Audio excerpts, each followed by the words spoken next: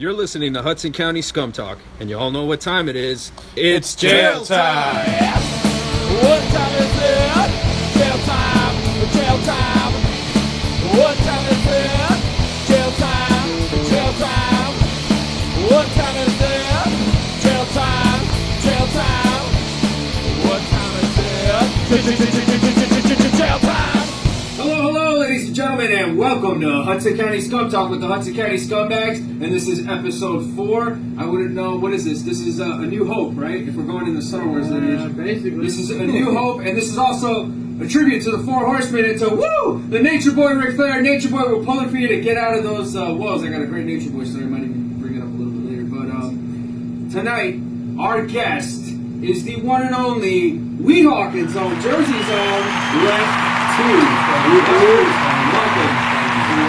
Hudson County Skvm Talk with Hudson County Scumbags. And I gotta say, man, you're a local guy, you're a Weehawkin guy, you're a man, so I was just like, we gotta get him on here. So, and now we got you here, man, and we are hanging out here live in the cave for episode 4. It's pretty fucking sweet to be here, and we're just gonna chat it up with Lef-T here. So, yeah, man, basically, it's been quite some time since I've seen you around. Yeah, man. Yeah, it has. We were doing our thing on the boulevard for a little while. And,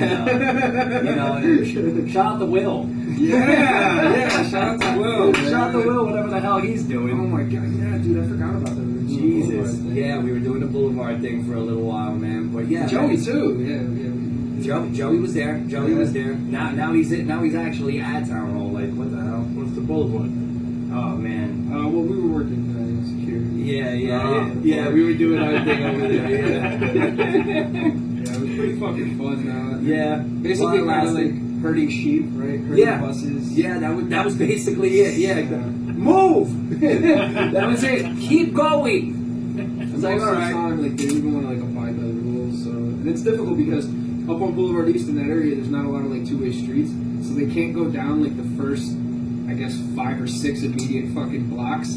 And they always try to go down, and the buses always get stuck. Yeah, and it got kind of messed up too because I started recognizing the bus drivers' faces. I was like, you know what to do. Yeah. You know what to do. I was like, at that point, I knew I had to get the hell out of there as soon as possible. I was like, hey man, come on now. It would get a little hostile sometimes, depending on. Well, I mean, it was also depending on the employee. Yeah, I didn't get hostile. I know you didn't get hostile. No. So it was kind of certain people. Certain guys, they would get a little out of pocket with people. Sir. Power tripping? No, he's just a wild man, and then poor guy got pneumonia. Oh man, sheesh, yeah. Yes sir. No, he'd be hitting up some adult beverages. Yes. He'd get spirited, in other words. Kind of those things. Always had the bag on him. Yeah, dude. Dude, I remember he showed me his badge, and I'm like, why don't they give out badges anymore? He's like, because of me. Oh my god, Yeah, bro. dude, I remember one time he came. There's a couple of quotes with him, man. And he has stories out the fucking ass, dude. Forever, man. He had stories like about like going to like old clubs. I remember, me and this other kid would work with him, and he would like tell us about like going to like the city and going to like fetish clubs, and like he was like, I go to this place called the Hellfire Club. And he's like, there'd be bathtubs filled with people, with ice, and then people would just be pissing all over him. Yeah, and there'd be some guy like going, pee on me. He used to like, dude, he would tell like the most like. He had a wild background. If you ever heard about his wild background, his pop was a doctor and actually had one of them, like, you ever drove on like Kennedy Boulevard and seen those houses that are like, like their dentist homes. He was like one of the original like dentists for Hudson County and stuff, like back in the day. And man, he had 7 bathrooms, 11 bedrooms kind of house, and he grew up like that. And just a wild life. Like you said, crazy stories, man. I've never heard that one though. Thank you for that. Dude, I got like so many like nuggets because there was like so many nights where it was just me and him. Yeah. And then like I would always kind of just like do my own thing. I'd put on like my headphones and kind of just go like sit somewhere else and kind of just like, do whatever, like zone out on my own. I was kind of like a loner. And then periodically I'd have to like tell somebody to like get off the fence or something. Yeah. So, like I remember like there was nights where I was just like that, and he would not fucking have it. And he was like relentless, and he'd be like, so what's going on with you? And what are you doing? And hey, you see the game the other night? And this and I'm like, fucker, man. He was like exactly what he was doing. Yeah, he was. Yeah, it's like you're making me fucking talk to you. So. Yeah. But he would always get it like, and then we started kind of talking about like crazy park stories, like random people that would come in. So there was one there was one about this guy, and the funny thing about him too is like he would always tell the same stories. Like at least like there was like 2 stories that he would always tell all the time, and act like he never fucking heard it. And I was just like, all right, man. I felt you told me this already, man. One of those. Yeah, one of those guys. But yeah, dude, he told me the story about like this guy that came in. And he went to like one part of the park, and he was like sitting down there, and he was drinking a beer, and like the guy was there, and he was just like the guy was just sitting there for a long time. And he's like, dude, I think I saw this guy like 5 hours before. I thought he left. And he's like, he's downstairs, like hanging out in the pit down there, and he's drinking a fucking beer. And finally I realized, and I'm like, I go down there. I'm like, you can't drink fucking beer down here. You can't drink beer here. Yeah. It's like he didn't give a fuck. He talked to like people, however. I tried to. He talked to anybody. Oh man, you have no idea. Oh my god, there was times that I thought people would be waiting for us outside of the fucking park, at least a half a block This an down. older guy? No. Yeah, he's an older guy. So, but I mean, we had like a semblance of couth. Like you're a personable person, I'm a personable person. So like, we're polite and like we can speak to people. So yeah. But this dude, like, he just goes to like, what the fuck's your problem, you asshole? So, oh my god. So he goes down. He's like, hey, what the fuck are you doing? You can't drink a fucking beer here. And the guy looks at him and he's just like, when I was younger, Was he like he sounded like the fucking principal from fucking Back to the Future? You're a slacker, McFly. No, this is my park. This is my park, and people turn around and be like, I'm gonna call the cops on you. And he's like, I am the law. Like you'll get like down and gritty like that. It's like respect my authority. Yeah, exactly. That's pretty much what it was with him. But yeah, so he he goes down to the guy, and the guy fucking like he's like, you can't drink the fucking beer. And the guy looks at him and he's just like, when I was younger, I used to suck my brother's dick. And he was just like, what? Take your time down there. Right there, so he's like, Throw him the keys, right? When you're ready to go. When you're ready to go. Holy. He's looked at him and he was just like, get the fuck out of here, you fucking weirdo. And he's just like, he's like, I fucking like, he's like, I just like started like kicking towards him, like to get the fuck out. He started kicking towards him. I picture him trying to kick, dude. Yeah, that was the other thing. Oh no, dude, that's so fucking. But the park was wild. The park was a wild time. But speaking of wild places, we also had a lot of time over at Merrimack Studios. Yes, we did. And that place Merrimack's, was man. Shout out to Merrimack's, man. I had some crazy times in my youth there, man. A lot of history for me, home away from home, so to speak. Hands down. But I remember seeing you when you were like younger, man. When you were like a kid, that was like one of the first times I met you. Yeah. And we were hanging out in one of the rooms over there. I think you were at Paulie's room or something. I was actually I was with Cito on the beach. Shout out to Cito on the beach. Shout out to Cito on the beach. Future guest Cito on the beach. That's right. Yes, you should be coming in here soon with you guys, man. Chop it up. That would be awesome. And I was like 16 years old. I had to be just turning 16 years old, and I was You had a fresh cut though. Yeah, I was always having the fade. At that time, it was fade or die. It was short hair or die at that time, man. And we put together like this like little super group at the time. It was called We On Point. And we were all the way to the left, down the hall, on the right side, by the exit that they rarely even use anymore. Wop. Oh my god! Yeah, I remember we used to see that all over the fucking building. We're like, yeah. We're like, what the fuck is Wop? And then my one guitarist was like, wow, I don't know, it might be an Italian group. And I'm like, yeah. He was like Italian. Yeah. The secret's out. That was definitely it. But yeah, long story short, I was messing with this DJ. He went by the name DJ 201, and he had like a really good buzz. And they had a sound engineer, and his name was Louis V. And we got together. We did this like little clique, man, and we had a pretty good buzz. We used to do all the shows. Remember, like Studio 45, yes, and all these kind of honorable, legendary Studio 45. Rest in peace. Yeah, man. It's a shoe store now. It's a discount shoe store now. Jesus, I can't even think about that. Are you kidding me? It's a shoe store. Discount shoe store. We used to line that place up down the street, man. Down the street, and it would be terrible at the same time, because it would be like a teen night, like gang fucking. It would be like a whole gang meeting over there, like, oh shit. Right on Beeline. DDP and the Greenies would all meet up on that shit. We would have to make sure that they were friends for 2 hours while we had to go and perform there. And it was fucking dope, man. At that time it was just a nutty time in Hudson County, but at the same time, we were killing it over at Miramax, man, and I got to meet you over there. That's where I met Paulie Hustle, and I was always a big Mudslingers fan. Mudslingers got me to rap. Mudslingers got me to rap. Shout out to P and Lone Star, man. Yes, Lone, man. I run in the Lone. Barbarian. I run in the Lone, the Barbarian. No, let's not forget about Dime D. Dime D. Forget about Dime D. Dime D, yes. Yeah, don't forget about Dime D. Yes. You know, she rounded out the bus. Yes, she did. Yes, she did. And dude, they got me. I swear, man. I grew up on 45th and Park, right there, like a couple blocks away from Miramax. So, like, they used to be right on that block. They would be. Sleazy would come through and turn around and bring out the yellow boombox and then just have instrumentals on cassette, and they would go off, and I would be there at 12, 13 at the time, like, oh man, this is easy. This is so dope. This is so easy. I can do this, man. This is like phonics. What the hell's going on here? They're just putting words together like this.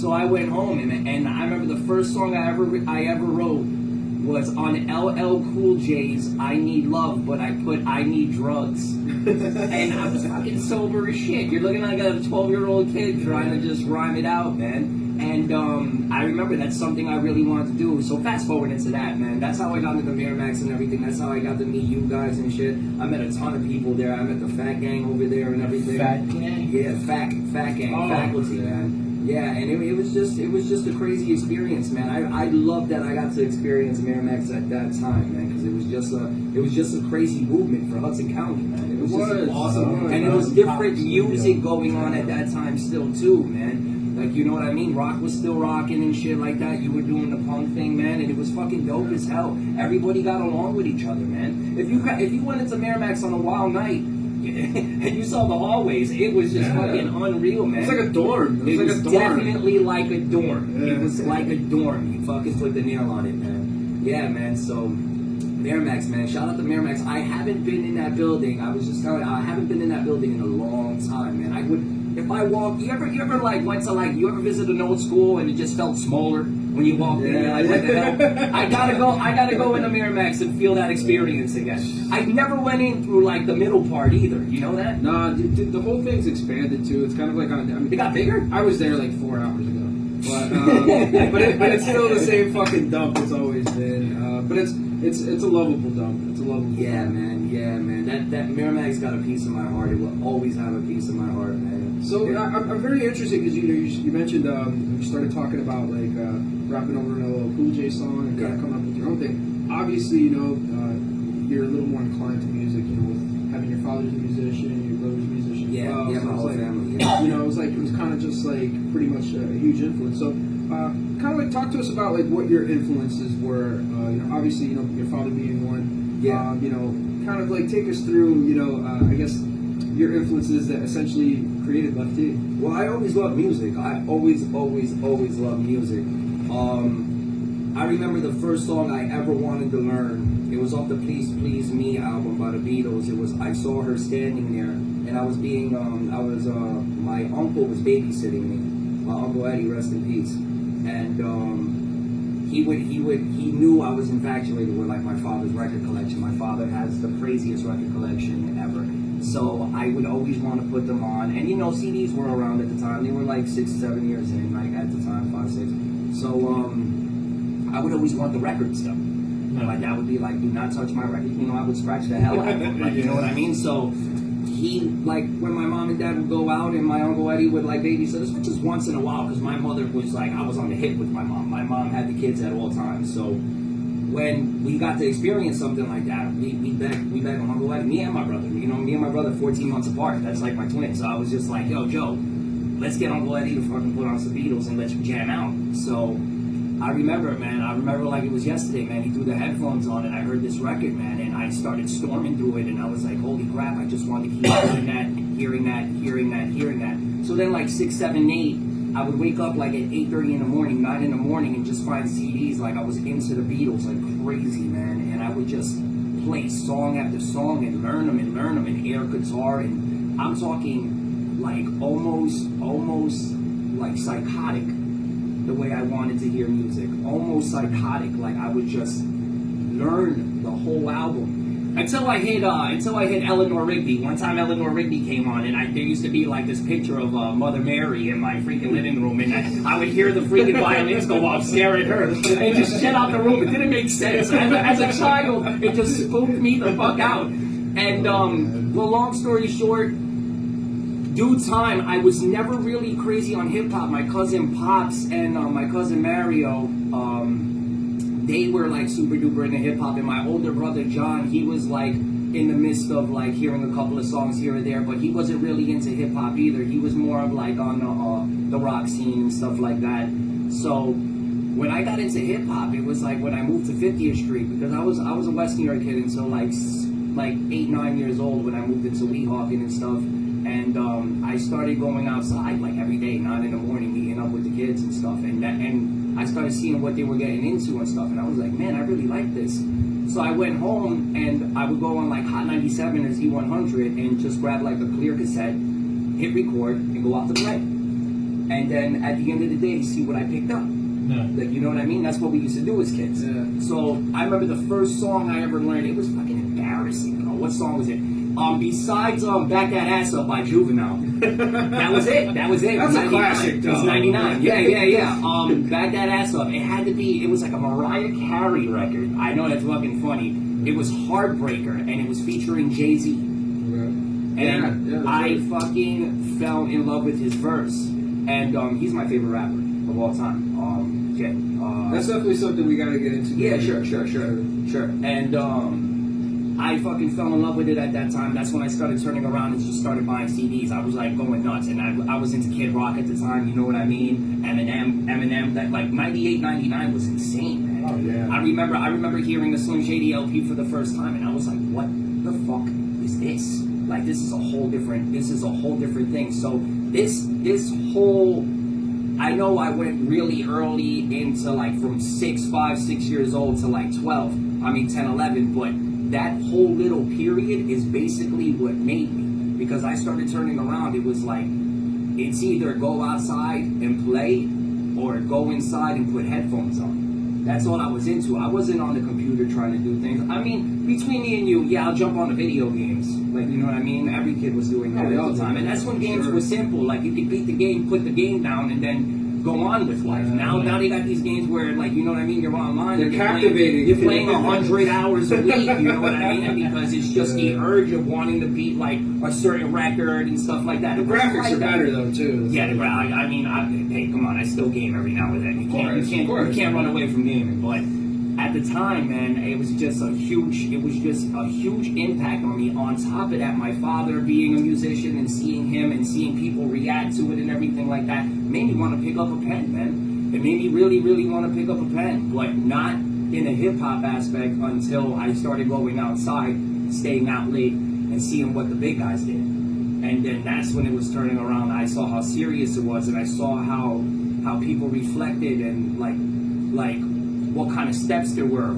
I realized, like, okay, you're not good. You suck. Like, okay, you wrote that. I knew at 11 years old, I can tell if somebody was bringing a freestyle to the table or a written to the table. And back in the day, if you didn't freestyle, if they asked you to freestyle and you threw a fucking written at somebody, you got kicked off the block. You were unoriginal. You were unoriginal. So that kind of shit made me want to go home and practice. That's why I think I'm so versatile, because I would not write for like besides like little here or there, I didn't write for like a year and a half, and that burst flow. It doesn't matter. Like if you're saying the same words over and over or whatever the case may be, I just molded me out. By the time I was 12 years old, I could write any instrumental. I was writing Nas's Uchi Wally beat. I could do anything. AZ's phone tap. At the time, I was going nuts. That's what impressed me about you. Like when I saw you, like at an early age, kind of just like flowing, because, like you said, you know, it's like everybody would get together in like a room, everybody start kind of like freestyling, doing their fucking thing. Mm-hmm. When I heard you, I was like, man, this fucking kid's like really doing something cool, you know? Yeah, like, man. And you could but the interesting thing was, it was like the context of your words that really like flowed, and that's really what got me. But we're gonna come back with a little bit more of that after this following commercial break. We'll be back with Lef-T on Hudson County Skvm Talk with the Hudson County Scumbags. Woo!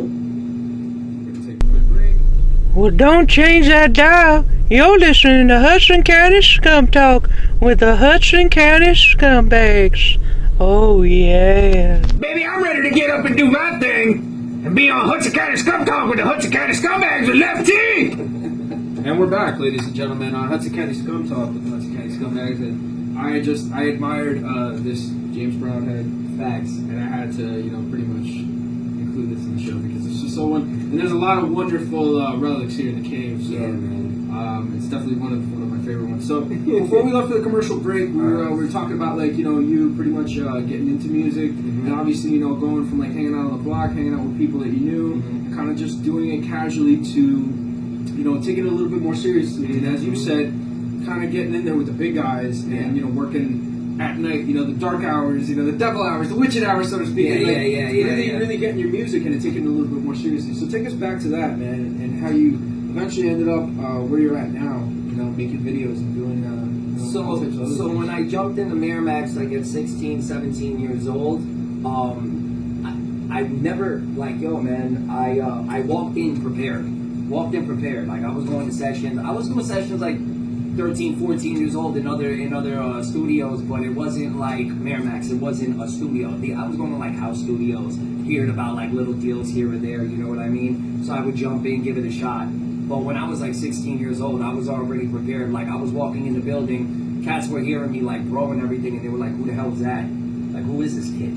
You know what I mean? Whoa! I know people who just walked out. They're 23 years old. They can't do what he just did. So I got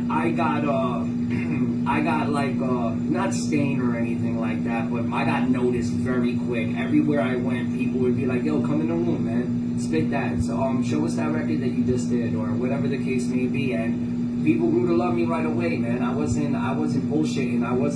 They knew the craft was genuine. They knew I was different. They knew I was bringing the heat. They knew I could be something special.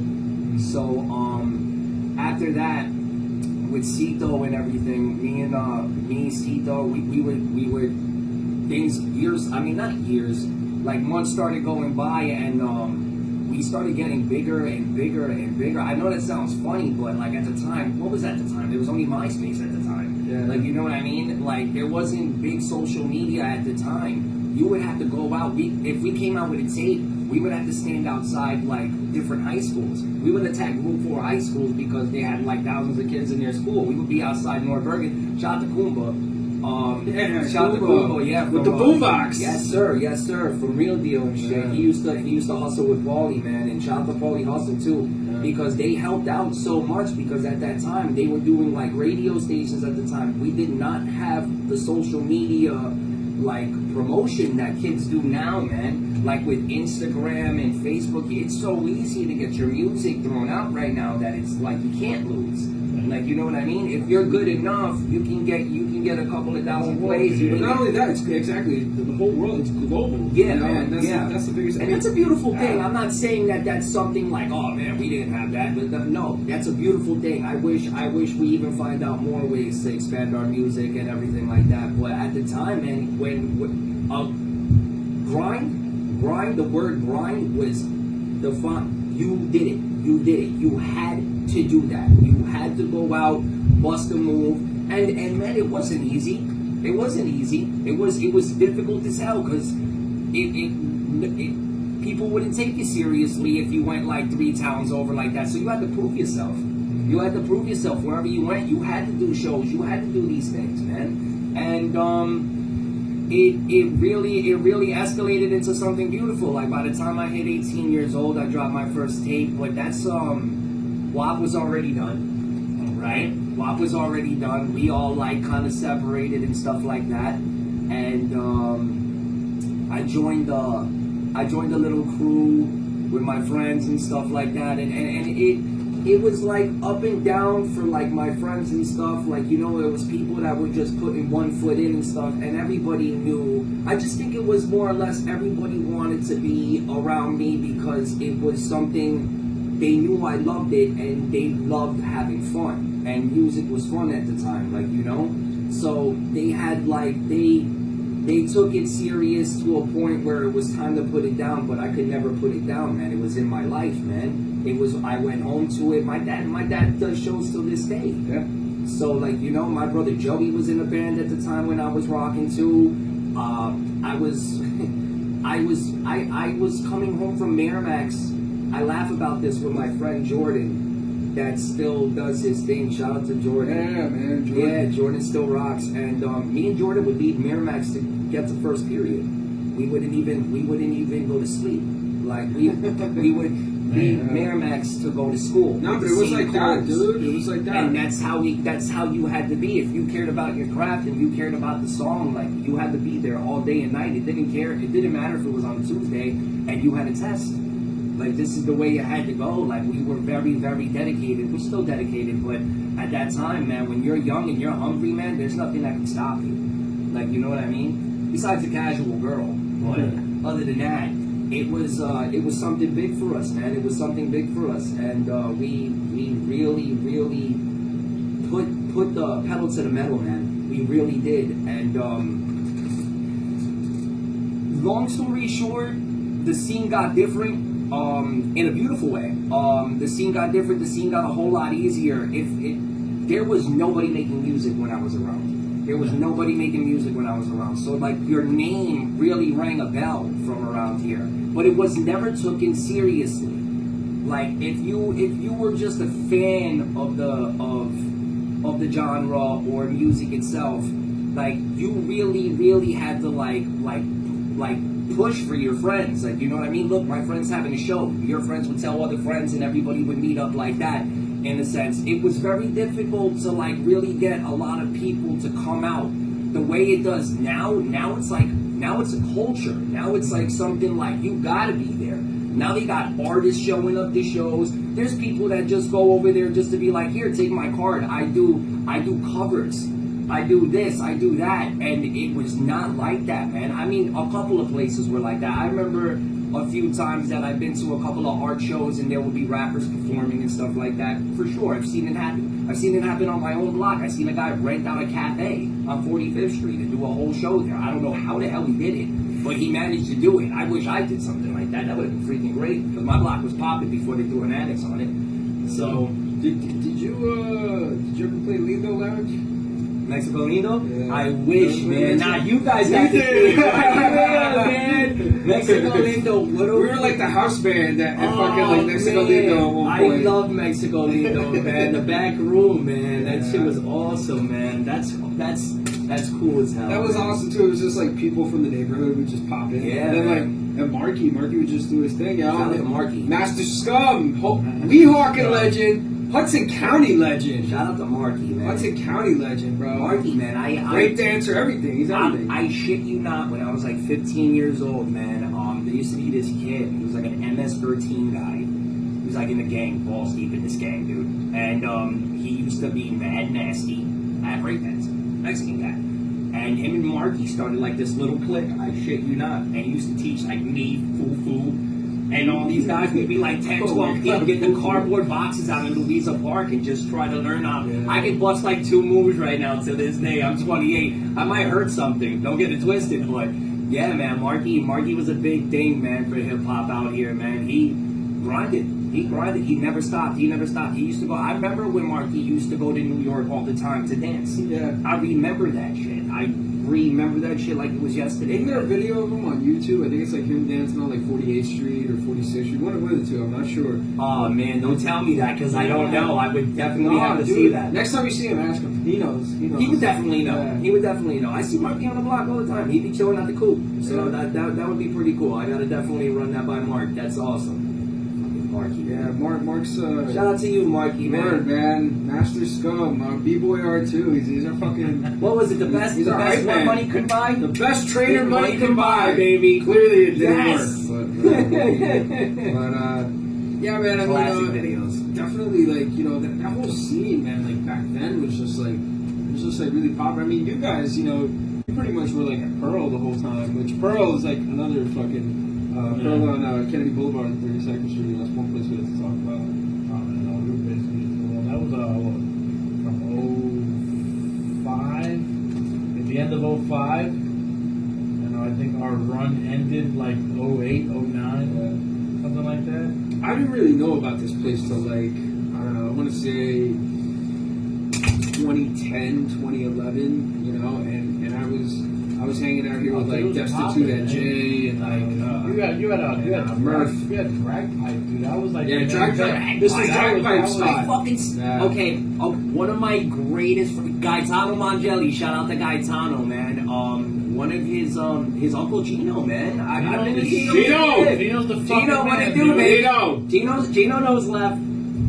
Yeah, man. Freaking I still work out to Simple Minded, man. Man, that shit was huge, bro. What? That sticker was all over the place, man. Drag pipe the police. Yeah, with the police. Come on, man. Drag And then pipe I is fucking remember like the awesome. silver and black one, like the square one. I don't remember that one. They had another one. Sheesh. But the police one was the dopest The one. police one, it was just like the Superman symbol in Hudson County for music, man. They were pretty. I mean, they made it fucking commercial. They did too. They did Interscope, didn't they? They did Interscope, man. They were fucking for real. They went on tour with Korn, bro. Come on, you can't make that shit up. That's Hudson County, man. You can't make that up, man. That's so cool, bro. That is so cool. I remember the lead singer had like fucking he had like grills and shit too. That's Diablo. Yeah. J Diablo. Yup. And I know Gino was still trying to do it. I mean, like, he was still jamming in the band after that. He's up in man, he's up there still too. Yeah, he still got a room? Yeah, I don't know what room he got, but Right next to the vending machine. Right next to the vending machines. Like, you know, when Yeah. it would open up the main hall, he was right there, man. I was there when he was fixing the room up and stuff. I was very, very, very, very super close. Still super close, man. I run into Gaetano 2 times a week, man, at least, bro. And I remember when they were fixing up that room. And stuff. El Nino, man, like they were cool guys too. 40 Below Summer, you know, like Max. Shout out to Max. Fucking For sure, man. watching fucking boxing matches with Max. I think we watched a Pacquiao fight. We watched like a big. By the way, which you know we have it on the horizon. Mayweather McGregor fight. Oh, How do you feel about This that one? weekend? No, that's next weekend. They just this is switched- history making. Yeah, this is history making. They just switched to 8-ounce gloves. That's first thing. Listen, if we're gonna be okay, are we talking where my heart is or where my dollar Are we is? talking about runaway or standing straight up in the fight? All right, listen. I don't But think I hate that it's Mayweather's called going. runaway. Check this out. I see if this guy don't land one of them crazy ass punches in the first 2 rounds, it's gonna be a hard day for McGregor. Now, mind you, like this is a crazy thing for me. I've always been a fan of the underdog. I've always loved that underdog drive. Like, you know what I mean? So Mayweather's always been a shit for 20 fucking years, 21 now maybe, and so he was like always like the villain. But now, like, when you hit that certain age, I love old heads that can still beat the shit out of these kids in the games. Like, yeah, Bernard. What a guy the way he went out though, but he was still kicking ass. Oh, Bernard, man, that shit 50 hurt. years old though, he's still winning titles. He fought a fucking legit fighter when he got his ass kicked that last It one. was a young kid, you know. You know what? You know why? I think the young kid was gonna give him like, okay, we're gonna go 12, and Bernard rocked his shit one time, and that kid was like bullshit, or he mocked him or some shit, and then it was done. That kid's from overseas. That kid was like, what the fuck? You just embarrassed me. Knocked him the fuck out the ring, bro. He'll still always be the executioner. Man, yeah. His legacy is a lot longer than that. I remember it like it was yesterday, man. That guy walking out with the fucking executioner mask and shit. Executed, bro. Well, you know what? You live by the sword, you die by the sword. I mean, that's just the risk you take in combat sports. But I don't know, man. I mean, I feel like it's like you're saying, man. I mean, if you want to go for the underdog, McGregor's technically the underdog. He's an MMA guy going into boxing. You finally found a guy that can shit talk Mayweather. If there was no He's gloves really involved, good, and he's Mayweather funny. would Yeah, fuck man. him up. I mean, no, I'm sorry. If there was no gloves involved, McGregor would kick the living shit out of him. Oh, no. Obviously. If we switch sports... No, not sports. It's straight I up. don't know, though, boom, man. boom. I Look don't in know. a fucking room, McGregor would beat the You shit out of him. can't really diss boxing because look, if the fight's on the ground, McGregor has an advantage, but so does Mayweather. Mayweather can box, and people underestimate the discipline of boxing. Mixed martial arts is obviously a great thing, you know. It's He's a obviously defensive guy. He's a runaway. if it goes to the ground, He's a runaway. he's not a runaway. He's a counter puncher. He's the best He's a defensive runaway. He's the Ever. best defensive fighter in boxing who ever lived. Pacquiao who should have ever kicked his fucking lived. ass. Well, he Pacquiao picked should have, but he didn't. Yeah, the hand thing, and Maybe secondly, the first round. I think it came a little too late, that fight. I think it came Yeah. a little too late. But that fight. Pacquiao was on steroids. That's what I think. Yeah. He jumped up 7 weight classes and got way more brolic. Yeah. And every time Floyd was like, "Yo, piss in a cup," he was like, "Oh no, you know, I want the Why weight couldn't like you this." just piss in a cup? So if we're yeah. fucking fine, if we're doing what we're always supposed to be doing, you should have pissed in a cup the second he said it. He shouldn't even have finished his sentence. Yeah. And the piss should have been in a cup. You fucking kidding me? So long story short, this is what I'm gonna tell you. I want to see entertainment. I'm not going for either one. I can't go for either one. I'm just so fucking happy that this fight is happening. I like both of them. Yeah, me too. I like both Me of too. Me too. If McGregor has a chance in the first 2 rounds. Just one of them fucking cutbacks, wrong place at the wrong time for Mayweather. Hits him, and something fucking shakes his head. Something shakes his head. If that don't happen, and we're gonna see 12 rounds of moving around with Mayweather, he's going to pick you the fuck apart. But they're always. How do you feel? How do you feel? It's How in do you feel? Mayweather's house. They're gonna give it to him for those 12. Where they go? Vegas? Yeah, it's in Oh his yeah, house. It's in Vegas. It's a boxing match, and you're going against arguably the best boxer, whether you like him or not.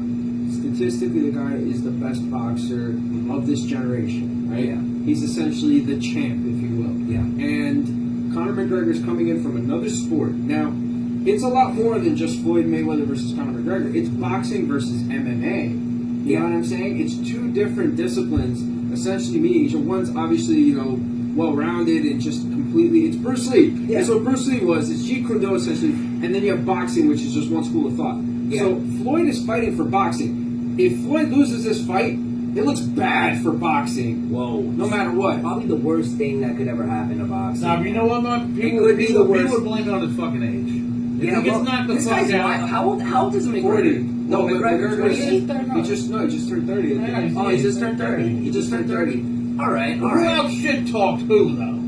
I gave it 2-2 though. I gave it 2-2 on the tour. Yeah, I gave the last 2 to fucking Mayweather, man. Mayweather You know what? brought You're this right about shit. that, yeah. I gave it 2-2. The first 2, McGregor came and I thought it was bad. I was like, holy crap, what's going on with Mayweather? Mayweather's using the same tactics that he did that his opponents would. Yeah. And what happened to the opponents? So I was like, oh, wait a minute, something's wrong here. Then by 2 or 3, like the 3rd, 4th one, I thought Mayweather was upbringing him, bro, with the shit talking, man. So that's why I was like, we got something going on here. And yo, let me tell you something. He would come out, Mayweather came out like the villain, like, okay, no problem. No, I've been this my whole life. What's up? So it's like, you know what I mean? It's gonna be a good one. The Put it that thing way. is, everybody before they fought Mayweather, like Pacquiao, for example, everybody's like, Manny's gonna knock him out. If anybody can fucking beat him, it's Manny. Manny's gonna destroy him, and this and that. And even Manny believed it. Manny's like, I'm going to go in there, I'm going to knock you out, and and he was believing it. Yeah, that's fucking perfect. That was absolutely Actually, it wasn't that good when I said knock. It was said knock. I'm going to knock you out. So, but Manny was just like all about it, and he believed it. And ESPN believed it. Everybody was eating. And Floyd was so quiet. Floyd was just like, okay, And everybody's like, he's going down. He's going. The first fucking round, they get in there, and Pacquiao tries to do what he thinks he can do, And Floyd goes, done. No, we're not doing that. Yeah, you're right. We're doing this. Yeah, you're right. And Pacquiao, when you look in his eyes, he was defeated in the first fucking round. The first round. There was 11 rounds of we knew who won already. Yeah. It was fucked. What about the other round? There was one round where he had him up against the ropes and he starts wailing on him and Floyd's blocking it. Floyd looks at him, gets right back to the shoulder roll and he's like, Nah, bro, it's not happening. Just not and his that head. shoulder roll is, I personally think McGregor's never seen something like that. Boxing hasn't seen something like that. But- This guy fights sideways, bro. But It's like Floyd- you're hitting his shoulder the whole time. Floyd has not seen anybody like Conor McGregor. Yeah, I know. Conor McGregor's going to is- be fighting like this and shit. He's incredibly, he's dynamic, his movement is interesting, and then, like when he's in there, he gets in that wide stance, and he just like, dudes will throw punches, and he kind of like slaps them down, and it's like, How about Paulie Malignaggi, bro? yeah, but Paulie's out of shape. Of course. No, this guy is a Consider that. commentator. Yeah. He's a commentator. We knew that was happening, but when he was saying the first things that were going on, like, oh yeah, it was even, this, that, and the third, because that was scaring me in the beginning. I was like, Paulie shouldn't, if Paulie in his prime shouldn't be really fucking toeing with McGregor. Paulie never had light strength. He was fast as shit. Yeah. But like it was almost like going like this to somebody's cheek, like you know what I mean? But when he fought somebody better than him, though, he'd always lose. Oh yeah, come on, fucking. It was a world Broner was the champion, beginning. though. Yeah, Broner was the beginning of that fucking ending. Like you know what I mean? Trust me, I'm Italian. Yeah. You know how boxing goes. Yeah. You like to ride out with your country. Yeah. And fuck, that was an L. That was a fucking L. Like you know what I mean? So That's how I felt about like Goto when he fucking fought Canelo. oh dude. Canelo, but you know what? But that was Canelo's so good, that. though. Yo, you know what? He is. Let me tell you something. Cotto did it the right way though. Yeah. Cotto fought someone in a. Remember when boxing was about that? When you were that old, but you still fought the young guy who in his prime, like De La Hoya used to fight a lot of cats in his prime, Absolutely. dude. Like, Absolutely. and Cotto did that, man. Cotto's one of the best Puerto Rican boxers of all time, hands down. Probably is. Probably is. Who next to like what? Camacho and fucking. Well, we'll get into Macho a little Okay, later. okay, because yeah. I know you got some Machos there, but Yeah. I just basically want to like kind of like give you like my take on it. But if I had to say, it's like Conor's very dynamic in his movement. He has a movement coach. If Conor could create some type of angle with Floyd's defense, and that's if Floyd is going in defensively, because he's saying that he wants to slug it in there and finish it within 4 rounds. Yeah. Conor's saying he wants to finish it within 4 rounds. So it's interesting because Floyd has the hand issues. Is he really going to knock him out? Like, what's he going to do? But I think Floyd is so hell bent on defending boxing that he just doesn't give a fuck, and he might turn away from himself, and that might be the advantage that somebody like Conor could use if he could land that left on him, because that's the thing. Nobody's been able to frustrate Floyd's game plan, but it could all be mind games. Yeah. No. So I think Conor has a puncher's chance. Conor might even have some technique. We don't know. Yeah, this is something that's very true. Yeah. At the end of the day, the very true thing is we've never seen this kind of shit happen before. We've never seen a MMA fighter versus a boxer. Not since Ali and Inoki when it was wrestler versus boxer, and that was in Japan, and it ended in a draw. No way. And it's Oh, history. no, not It's since history. Rocky versus Clubber Lang. Clubber Lang. What about what is it? Thunderlips? Thunderlips. 3. He fought Hogan in that one too. Yeah. He fought Hogan in 3. Yeah. But I mean, like, it was Ali and Inoki. Inoki just got on a guard, and then Ali tried to punch him, but Inoki would kick his legs, and that was it. I gotta see that. I've never It's seen on YouTube. Ah, but they're both winning, though. definitely Maybe what? never see that. McGregor gets what? 140 million. Well, And this obviously guy gets Floyd. 500 million or something like that. What do you think? of that? Floyd changed his life. I'll tell you that. You Oh. gotta thank him for that. You know what I He mean? changed his bum life. So, let me ask you something. How much does this guy get at the end of it all? Who? What's his name? Why can't I think of his name? God, it's in the back. The guy who runs MMA. Dana White. Dana White. Oh, How yeah. much He's Dana got White like is? 200 million. He's got like 200 million. You think it's gonna go down like with a knockout? What do you think? I mean, that would be the ideal thing for it to happen. I don't think so. It's gonna go What? to Okay, draws. so let me All tell this shit you. goes to draws, man. Let's end it like this. What do you see if we're just gonna say Points. this? How about this? We're in the middle. We're in round 10, right? Let's just say we're in round 10. Is McGregor tired? No. See, No. see, this is what I'm talking He said about. he's doing his cardio and all that shit, man, but He's used to 5-minute rounds Yeah. with cats that are Diaz was fucking a lot heavier than this guy, bro. This guy went up, this guy went down. Conor gained weight. He wasn't Mayweather used to stayed holding still. that. Mayweather stayed still Yeah. with his weight like his whole time. If you want to Conor see me, you boxes need me. later.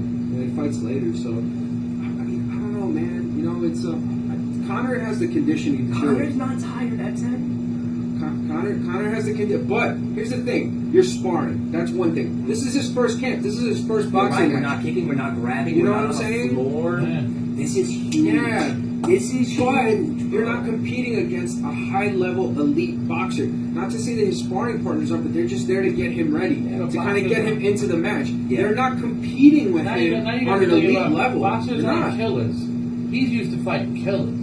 Yeah, You go to MMA where you're gonna die, bro. But they're Boxers both are killers. They're both killers. Boxing's What not are you killing killing, sport, bro? man. People disrespect the discipline of boxing, man. That's what I think is really happening. The countering, his countering. MMA I was watching a is video. tough, I was come on. watching a video that they said 3 reasons why Conor McGregor might not be ready for Mayweather, and it was on World Star. I do the late night World Star thing. I try not to, but I can't help it. I can't help it. And they were showing it, and they were talking about, and it was a young video of him. It was like him at like 26, showing a dude that was interviewing him like little counter moves, man, that MMA cats are just not used to. When you hit somebody with a glove and it's blocked, it's blocked. You're not hurting him a little bit. Yeah. It's blocked. Now you're here, and I just got started. And he was showing this little uppercut move he does. He's famous for the block in that you're so close to me in jam that I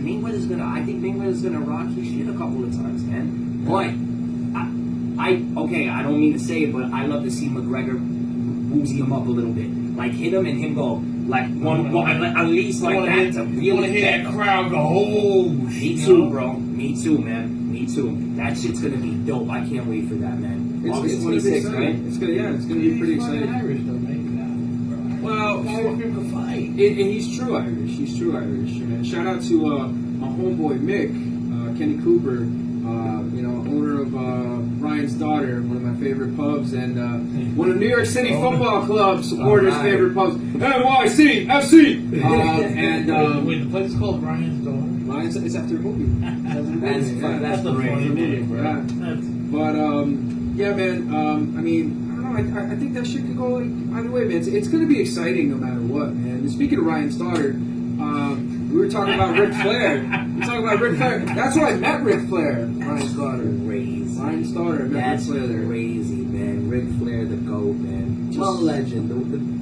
Well, Bruno said he's not the GOAT. Who, San Valentino? Bruno says Ric Flair's not the GOAT. Bruno hates him because Flair talks shit on him. Bruno, San But then Valentino. Bruno says, you've seen one Flair match, you've seen them all. Yeah, man. I mean, hey, man, that's 16 times, right? Is it 16 or 17 now? 16. 16 in the WWE's eyes. Ah, man. He's won more than that though. He's 5. if Yeah, not man. more. He's just one of the most entertaining things that ever happened to the sport, man. And he still gets me going, man. I hope that guy. I hope he recovers fast, man. That's a legend in the making. I can't wait for his 30 for 30. Everything about him. I mean, come on, hip hop today, athletes today, they're sampling the guy. Come on, he has one of the greatest quotes of all time with the gator shoes, jet flying To limousine beat the ride. man, you gotta beat the man. Yeah, come Bro, on, when I was man. talking to him that day, he was coming back from I think either the Source or Vibe, one of the two. Come and, on, and he's like, yeah, man. He's like, yeah, you ever heard of Post Malone? And I was like, yeah. He's like, I'm hanging out with this Post Malone kid, yeah. Gave him some T-shirts, and I was just like, oh shit, like, yeah, dude. And I'm like, Ric Flair's giving fucking Post Malone T-shirts, Dude, I shit you not. I'm sitting on YouTube a month ago and I'm watching this thing because I'm kind of into sneakers. I like the whole history of sneakers and stuff like that. So they have this thing on Complex. Complex does this thing now where they shop. Complex, that's what he was doing. Okay, that's what he was doing. And bro, Complex did sneaker shopping with Ric Flair, bro. Yeah, and he knew his shit. Flair knew his shit on sneakers, like bro. He knew about his LeBrons. He knew about his Jordans. It was nuts. I was like, he was hanging out with LeBron. Yeah, man. Dude, he's a sports star. He's friends with LeBron James, and he was like, I was at the finals. He got into a fight with a Warriors fan at the finals. Ric Flair's like 67 years old.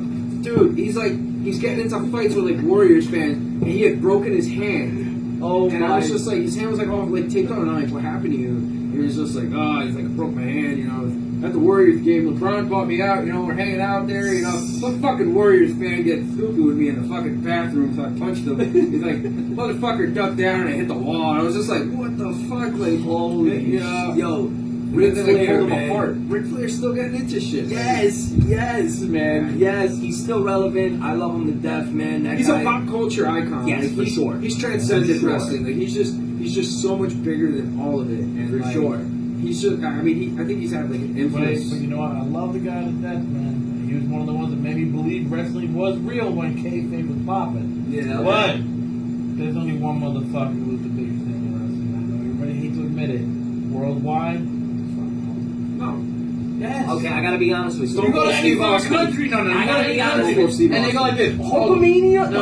Hulkamania era. Steve dude. Austin. Yo, If you go to a third world country, they'll be like, oh, that's that thing Hulk Hogan does. Okay. Okay, listen. Come on. Stone Cold The Rock. That era was retarded, by the way. The Undertaker. Stone Cold versus like Stone Cold versus wow, why can't I think of his name?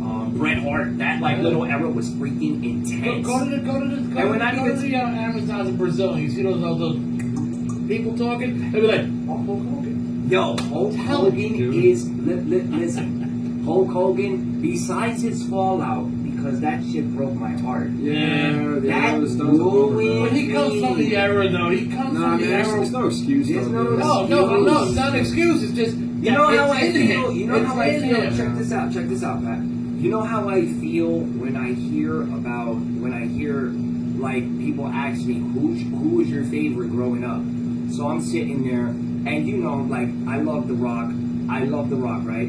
But if it wasn't like Cactus Jack, it was definitely Hogan, man. And when he pulled that move a couple of years ago, bro, it was almost like you'd bite your tongue to say it, but I had to keep it honest. Like, you know, Hogan at the time, when he was red and yellow, even black and white with the NWO, he was so like badass coming like out this, this like Return Voodoo Child and shit. Like Everything this, about man. him, that shit broke me down. It's like with Michael Jackson, dude. You separate the music, the art from the person. Well, but Michael, there was realistically no concrete proof that Michael Jackson touched kids. There was no like videotape of Michael Jackson grabbing a little kid's cock. Can we talk R. Hulk Kelly? Hogan fucking said it. What about R. Kelly? R. Kelly, But too, same shit. You know what I'm saying? He pissed on the kid. Come on. Video. Come on, man. You know, it's. World I mean, you know. But here's an interesting statistic, and this is why I say Steve Austin was bigger. Steve Austin did in 1 year monetarily and superseded it what it took Hulk Hogan 8 years to do. I can believe that, hands down. Stone Cold Steve Austin. It was a shorter time frame, no doubt, but Stone Cold Steve Austin could walk into a building, pop a fucking crowd, and everybody, every fan across every fucking board, demographic, will fucking cheer for him. No, Same thing with Hulk Hogan, too. No, you're totally right. You're right. But if it wasn't for Hulk Hogan, there would be no Steve Austin. Come on. We wouldn't have a freaking. And if it wasn't for Bruno Sammartino, there wouldn't be a Hulk Hogan. Yeah, that's 100%. You know what I'm saying? And if it wasn't for, you know, It's very like, true. It's very any of true these statement. fucking guys, you know, like, if it wasn't for Buddy Rogers, it wouldn't be Ric Flair. But Ric Rogers, Flair was man. bigger than fucking Buddy Rogers. Let's be real. Yeah, that's the original name. You know what I'm saying? Buddy Rogers, yeah. So, I mean, my favorite wrestler all time, Here we go. you don't know who it is. Ric Flair. Oh. Who's your favorite wrestler of all time? Man, All like that. time. Yeah, take a guess. Wait. Were you part of the people that remember when like the wrestling era was going nuts and people were doing like outdoor wrestling like in the parks and shit? Maybe. Yes. I was in the crowd, dude. I was in the crowd. I used to love when they used to come, dude. Alright, so I had to guess. Is he hardcore? No. Not at all. Not at all. Ultimate Warrior, maybe? Macho Man. He was my favorite wrestler when I was a kid, though. Don't worry, but no. Undertaker, we going? No. Okay, go. You gotta hit it. I guess too much. My all-time favorite wrestler, Heartbreak Kid Shawn Michaels. Yes. Amazing, bro. Sweet Chin Music. Oh man, when he kicked And that's why. Diesel out the Royal Rumble, I remember that, man. That Do you was see like this? crazy. Do you see all this stuff that you're doing? I hate him. I hate Steve. When he kicked him over the top rope, he did this. Memories, Yes. memories, and Yes. that's what you do. You create fucking Yes. memories. Yes. You do something for people to fucking talk about you. Years to come, generations that probably didn't even see. Oh shit, I saw this shit, yo. And he was the fucking man. He did this, he did that. That's why Shawn Michaels is my favorite. Shawn Michaels is the kind of guy, he could show up to a fucking wrestling show, Yes. right? Not be wrestling for years. Walk out. The crowd goes batshit. Love him. Everybody's cheering him. Grabs the microphone. Tells everybody to pretty much go fuck themselves, and everybody's booing him out of the fucking building, but they still love him. Yo, nobody has an intro like Shawn Michaels. It's just There's no fucking song. It's just girls orgasming and Yeah. he's singing on his own record. Yeah. Like, who's the last guy? Like, remember The Rock? The Rock says, Yeah. The Rock says, no, you're damn wrong. Yeah. This guy was on his own record. That's insane. He could have a good match with anybody. I don't think anybody could really think of a bad HBK match. Has some of the most iconic moments of professional wrestling fucking history. Yeah, man, you're like, 100% right. dude, like, and again, he can control it. He can talk. He can wrestle. He can get in there with anybody from any type of style and make him look good. He'd make a fucking broomstick look good. Yep. He's a douchebag. He's a dirtbag. He's an asshole. He's fucking whatever the fuck people want to say about him. But I don't want to really hear anybody say that he's not the greatest professional wrestler that ever is he lived. the Overall. Is he the GOAT? I would say he is the GOAT. Ric Flair and I talked about that when I hung out with Ric Flair. Yeah. Rick was like, Sean's the man. He's a fucking man. You know, like I was just like, yeah, dude. No, like, but in this I prime, can't what do you- give him GOAT. I'm not gonna, but I agree. for something. for Opinion the purposes is good. of being Yeah. a wrestler, as a Opinion- professional wrestler, he's the best. Yeah, I feel you. And Eddie Guerrero, I'd say, and him are tied. Oh man, Because Eddie Guerrero could do the same thing. Eddie Guerrero could get in Eddie there, Guerrero mix it was up any awesome, style, man. and Eddie Guerrero could Yo, walk his out. death really hurt the hell out of me, bro. Oh, That man. shit was that fucked me up too, man. that shit hurt. Bro. and then the Chris Benoit. Benoit, what the hell? Yeah. man. That's still That was just making everything. Owen Hart started it all. Jesus! Owen Hart started It's it all. just, That was- you know exactly what to say. I know. Yo, when you were Alright. saying these things, it went. Okay, go ahead. We're jumping off the whole thing. We're on these guys, and we're supposed to be on Lef-Ts. Okay. No, but it doesn't even matter. We can talk about music. I mean, we can talk about wrestling. I mean, we're shooting the fucking shit here. It's a fucking podcast, so fuck that. We're gonna talk wrestling. We'll fucking talk wrestling. We can't help it. We can't help it. You know? Wrestling was like outvoted, all right? wrestling I was got bigger outvoted. than cartoons in my life, man. I waited for wrestling. You have no idea, man. You have absolutely have no idea. As far as regular Nintendo goes, that's wrestling was like church in my house. It was a great time, man. Yeah, It's just a man. great time. It's like one of my favorite. I remember the movies of all 1, time. 2, 3 kid. Yeah, dude. I remember before he turned Pac. Yeah, man. I remember Dude, fucking all like that, man. what was the game? No Mercy for fucking Nintendo Oh, 64. yeah. Dude, the Nintendo 64 No wrestling Mercy. games were the best my fucking wrestling God, games. that was insane. They were No insane. Mercy. Like- No Mercy, like the front cover is just them grilling each other. Yeah.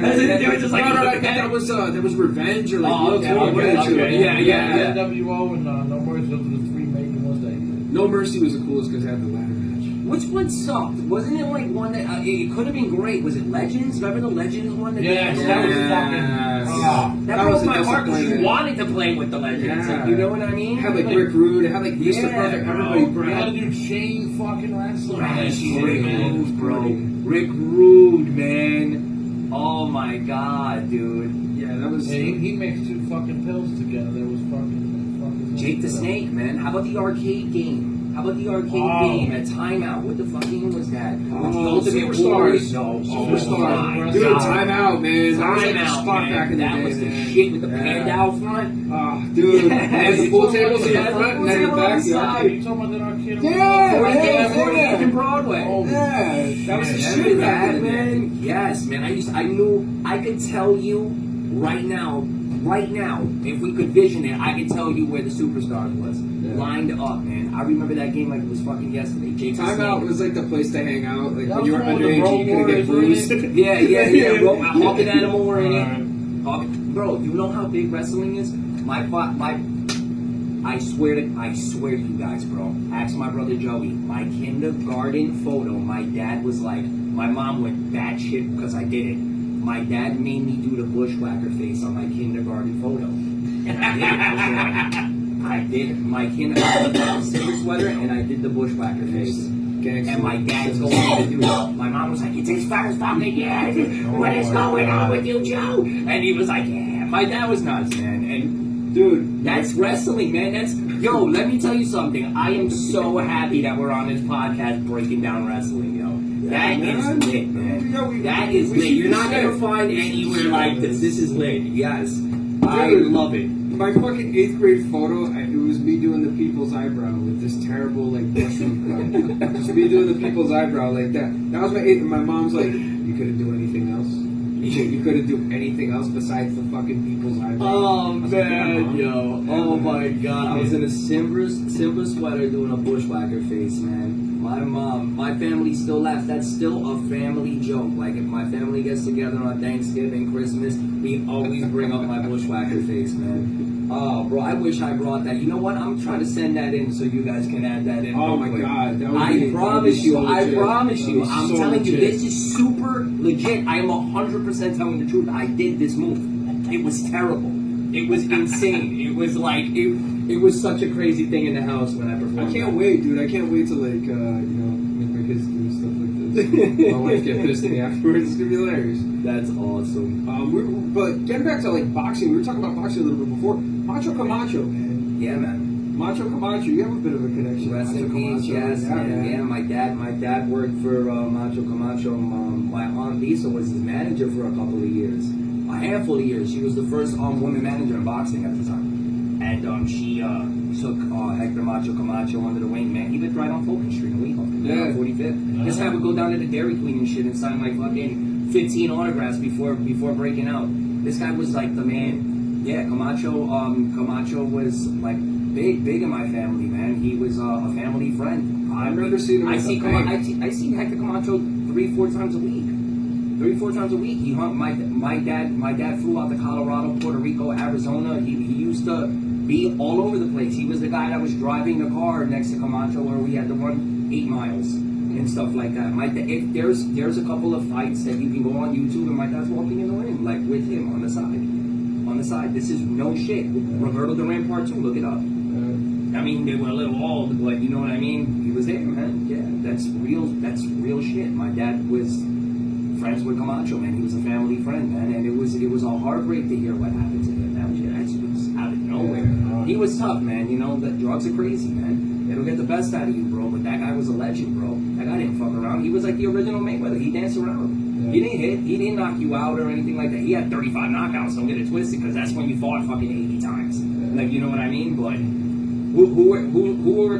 He has like 4 or 5 losses, right? Like 5 losses. You want to know who his losses were? Trinidad, De La Hoya, Julio Cesar Chavez.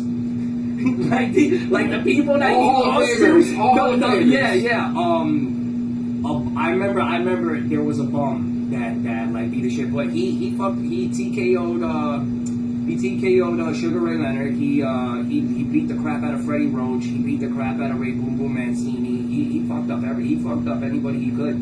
Yeah, man. He's a Puerto Rican great, bro. Yeah. And like my family loves Puerto Rican boxing, bro, because of him, bro. Like my dad's deep on that shit. We always said it, man. 3 boxes, man. Mexicans, great, Lord, godly. Take a beating, bro. Just don't keep taking. Puerto Ricans and fucking Black Americans, man. Those are the 3. Those are the 3 best fighters. Those are the 3. You cannot fucking jump in the ring. You're gonna get your ass kicked. My dad would say it himself. He's like, the blacks are the best boxers. He told me that blacks are the best boxers. Yeah. That's what he always told me, and I was like, them three are. If you're boxing, that's what you are, man. That if you're in the ring, you don't want to fight. You do not want to fucking fight them, hands down. And now you're getting cats like fucking Triple G. You're getting these, you know what I mean? The Russians are fucking coming back. Canelo, he's Irish, right? Canelo, man, Canelo. That guy, I remember when Canelo first came out, man, and he was throwing body punches, bro. I thought to myself, this guy can knock a tree over. Yeah, dude. Bro, holy. He's gotten better, especially after like you want the to know Mayweather something? fight too. You want to know something? Mayweather fucked him up. But was he young? He was really young, right? Yeah, he was. That was the excuse that a lot of people like. Even he got better, dude. Yeah, I know he did, man. I know. He was really fucking young. When he beat Cotto, bro, I got a hand, and of course I was pulling for Cotto, but man, listen. That was Cotto's like that was. Cotto did it the right way though. Cotto fought. Cotto didn't grab an older fighter and then make it like an old fest. No. Give me the fucking guy. Give me the best one going. Yo, let me tell you something. He fought the Argentinian They got too. for Freddie Roach bringing back that left hook because that fucking trainer fucked up everything. I think it would have been a whole different story when he fought Mayweather. His trainer had him doing all sorts of different shit, and Mayweather even said it. Yo, Cotto hit him the hardest. Cotto hit him the hardest. He said it. Cotto, and imagine if Cotto walked in sporting that left hook the way he did. With Freddie Roach, bro. Yeah. Because he had some Cuban dude, some fucking nobody. Yeah, man. Because I think it was after his dad died. That's why, bro. Everything kind of like just my got best shot. buddies, my boy Manny, my boy Mike. Their favorite fighter of all time is Cotto, man, and they always bring that up. I love Cotto, bro. Yeah, man, he's awesome, man. He was in Union City like fucking a year and a half ago. Dude. He visited like a little boxing spot. He was like signing autographs and shit, and everybody that missed him was like fucking punching the wall, bro. Because he's like the shit, bro. If you walk Hudson County, if you fucking walk 10 blocks in Hudson County, bro, you're gonna get a Rocky parade. That guy's love, bro. That guy's love, man. It really is, man. Yeah. It really is, and Tito Trinidad too.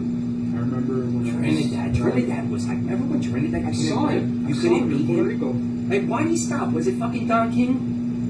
Just got older, man. And I thought he wanted to run up the contract. I think also, like, I think his father died. So it's always the fathers dying with the Puerto Rican fight because Yeah. we're all like so very family. Yeah, oriented, man. And yet, like, they're that's your first trainer. Like, you know what I mean? That shit hits the heart, man. You lose half your heart. You're fighting without a heart when you go back in. You know what I'm You saying? see what I'm saying? Though, it's like people sleep on boxing. Boxing has more history in this country than fucking MMA does. And again, it's not enough. Look up a boxing fight in the 30s. They'll be like round 27. But they like not even a 15. Not even a 15. What about Joe Louis versus fucking Max Schmeling in the middle of the fucking Second World War? I Oh think my it was, god, bro. Like fucking, he was riding. Schmeling was riding around with fucking Hitler. That was a war. Yeah, that was as big as USA Russia. And a black guy representing the U.S. in like the 1940s, 1950s. Dude, like that was a big in Madison Square Garden. What? Max Schmeling, yeah, Yeah, man. Max Schmeling, man. Yeah, he was like a fucking. No. I don't think he was a Nazi. I'm sorry. I don't think it was because after the fight, I saw something on HBO where he talked to him after the fight, and he was like, "I'm so sorry." Like Schmeling beat him the first time. Yeah. That's why he was so long. That's why Hitler had him in the mix and shit. Like this guy beat somebody He was from forced America. to be a Nazi. Yeah. But he didn't feel the sentiments. That's Got what it was. Got That's what it. it was. Understand? Yup. But Joe Louis, like Joey round Louis. bomber, man. Like, Yeah, Joe Louis is Joe Louis, bro. That he's the fucking So truth. when do you think? I personally believe after like late '90s, I think boxing was getting fixed. No, boxing is a terrible fixed sport, man. Yeah, That can I think hurt. it's been fixed for years. Years, actually. man. Years. No, that Since was Tyson shit. it was 90s. No, It was, now I think Tyson it was knocking 82, motherfuckers out. 82. Definitely not Tyson. You know what? The last like really blatantly fixed fight I remember was Pacquiao Marquez, and that's before my God, before that Marquez was knocked him out. terrible. That was Before Marquez terrible. knocked him Didn't out. and finished him. Pacquiao lose one? Another one, Pacquiao. Pacquiao lost by decision, and Pacquiao whooped his ass. Yeah, in all yeah. fairness. And they booed it, and they threw stuff in the ring. And same Yeah, thing, man. Same thing with the Marquez. Marquez was like, that was just like he couldn't get past them. What fight was random, just boxing, how crazy it is. Remember Glenn Tapia? Oh my God! Glenn Tapia Holy fought shit. Glenn Tapia That even years. Glenn Tapia fought some dude, like it was like in Arizona, right? Or some crazy shit near like Mexico and stuff. And Glenn Tapia fought some other dude, and they were both gang related. And the fucking whole arena was filled with gang members. This is boxing, bro. This is like pay-per-view type shit, bro. And they bro, if you look this video up, there are more cops there, bro, than it looked like a fucking, if we knew like what was going on, like a terrorist attack about to happen type shit. It was fucking bonkers, bro. It was bonkers, and you can only get that with boxing, bro. Boxing is crazy. They still found a way to get the fight going. That's fucking nuts, bro. They represented two different street gangs, and these motherfuckers are getting checks. Yeah. Selling out arenas. Selling out on the arenas. marquee on the Las Vegas fucking strip. Oh, and can't make it they're up. fucking gangsters. Can't make it up, man. Can't make it Well, up. we're gonna cut to a commercial break, and when we come back, because we could fucking talk about this shit all day, realistically. But when we come back, we're gonna talk to Lef-T about his videos, music, and where he's at right now. So you stay tuned, because we'll be back with Hudson County Skvm Talk with the Hudson County Skvm Bags. I'll take this. You're listening to Hudson County Skvm Talk. And we're back with Hudson County Skvm Talk with the Hudson County Scumbags. We got Mr. Dee Rotten, myself, Patrick Scum, and our guest on episode 4, the one and only Lef-T. Here we go. Hey, Lef-T, man, I got a question for you. But I know you're a big Beatles fan and everything, right? Go. All right, did you ever see the documentary that they said it was supposed to be they got a package in the mail Got it already. from George Harrison or something What like a that? theory. Did you have to? What a Do theory. you believe that shit? Okay, so me and my friends, we smoked a lot of pot in our day, man, and like it was fun. Probably I believed it for like 48 hours, just because it was just like it was something you wanted to be gullible about, like you know what I mean, like you Fuck want. my world up, bro. Yeah, it was now mind you, the package in the mail thing, like that whole little story didn't get to me, but when I heard about records being broken down in a sense, and there was like messages in the records, that's what almost got to me. I was like, wait a fucking minute, like what's going on here? But then it kind of, like due time, I realized somebody out there just had a lot of time on their hands, man. Like, are we fucking kidding me? Like Paul McCartney died, like you know what I mean? Billy Shears for the switch off. But then you do the math, like Billy Shears, the story of like the look-alike contest, and that was the guy's name. They mentioned the guy's name in the intro of fucking Sgt. Pepper's Billy Shears. When John Lennon died. What's They up? showed a video when John Lennon died. They went to Joe when they went to Paul when John died, and he looked like he didn't show any emotion. Yeah, that was fucked up. Yeah, I How know fucked up exactly is what that? you're talking about. That's You're fucked me up, talking about the interview on in the news. Yeah. I saw that as well, and it was like when you add that, that's kind of fucking shaky too. Like one of the first diss records of all time is John Lennon. How do you sleep? Yeah. How do you sleep? And he even said those freaks were right when they said you was dead and shit like that. But you know that's a metaphor saying like you know what I mean. The only thing you wrote was yesterday. You know, just shooting the gun. George Harrison played leads on that. Man. George Harrison played leads on that. So long story short, that's a big ass question mark. I mean, it's Paul, right? It's Paul. Like, you know it's Paul. It's definitely Paul, man. Or is it? I don't know, man. You gotta watch that documentary. Yeah, I haven't seen that documentary. You want to know something? I haven't seen that I mean, not the documentary itself, but going along the theory. I haven't been, like, updated on that theory, boy, in, like, 7 years, man. 6 years. So that was something wild. And then the documentary came like a little later than that and stuff. The tape that came in and stuff. But the way the documentary was shot, it was almost like, you know what I mean? It was almost some shit like Ancient Aliens in a sense. It was like, where the fuck are we going? It's a little hokey. A little hokey. That's how I felt about it. It was cool to believe for the time being, and then it disappeared really fast. Because reality made it seem like, wake the fuck up, he's not dead. Like, this man went on to do Wings. Yeah. And this man went on to do, like, big shows in, like, Russia. Like, that concert he did in Russia, like, and all those things like that, and how he continued to be... I saw Paul McCartney at Bonnaroo, man. That's awesome. Did he get all the music rights back? From Michael? Yeah. Did he know. getting everything back now? Or? I have no clue. I doubt it because think about it. Their music's on Apple. Yeah. You know what I mean? When the Beatles were on Apple, that they had commercials for that. You can get Beatle right, and that was huge. It's like damn. It was big when they went to streaming. Like I think they were even on like Xbox Music. They were like on Spotify. Yeah, man. Yeah. So that I doubt that Paul owned it. I mean, Paul wasn't owning it in the heat of his like not the heat, but like in the '80s when he was like rocking and writing with Mike. Like the sweet bullet. Mike stabbed him in the back. Say. Yeah. The girl is mine, dude. All that shit is like dope shit. Yeah. Mike stabbed him in the back. Mike stabbed him in the back, man. And he moonwalked out. Moonwalked out in the coolest fashion. Freaking Mike, man. And who was the god at making sure nobody took their Prince, man? Yeah. Prince knew what the fuck to do, man. Prince was Smart businessman. Yeah, man. Yeah. He started out as a kid too. Prince. Yeah, Prince. Oh man, I love Prince. Yeah, Bro. Prince That hurt when he passed. That really man. sucked. Yeah. That was a bummer, man. That was a bummer and a half, man. That was a big time bummer, man. Hands down. So, we know that, obviously you can go on YouTube, you can see a lot of your videos, and you showed us one of your newest videos, man, and kind of like, take us into like how you kind of like decided to like transcend your studio music and kind of like get more so into like videos and stuff like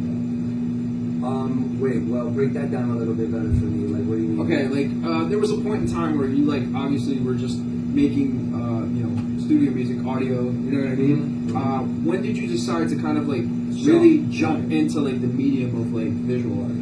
Simple, man. Hey, people are getting discovered because they know what the artist looks like. You know what I mean? I was coming out with tapes, like my first tape, Cloud 18, and I got Buzz out here. I did a record called Face, and that's what really blew me up in Hudson County.